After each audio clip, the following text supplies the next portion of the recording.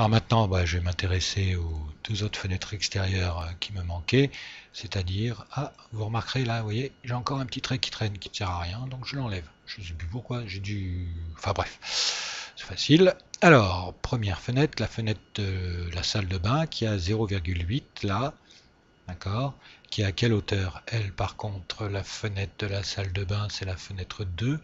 Je regarde, elle est beaucoup plus haute, à 1,5 m, c'est-à-dire qu'elle est à 40 cm plus haute que les fenêtres 1 par rapport au sol. Par contre, sa taille est exactement la même. Donc, qu'est-ce que je vais faire? Eh bien, encore une fois, j'y vais. Ça, je sais que c'est le trait qui a 1,1 de hauteur. Eh bien, je vais remonter. Intersection.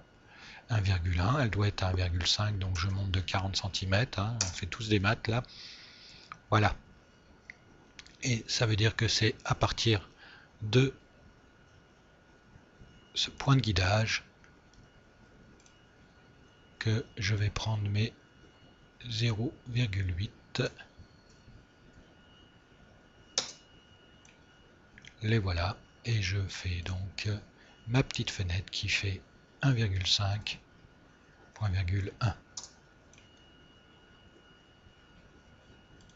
Petite erreur, alors est-ce que je me suis trompé? Hauteur 0,5, oui. Hauteur 0,5, donc 0,5, 1,1.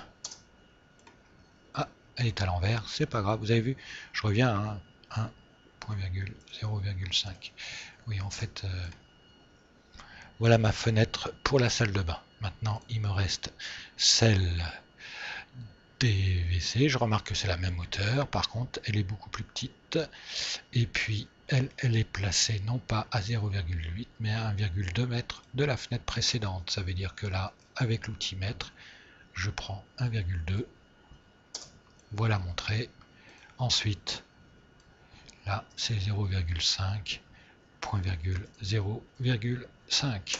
Hop, voilà, mes deux fenêtres ont été tracées.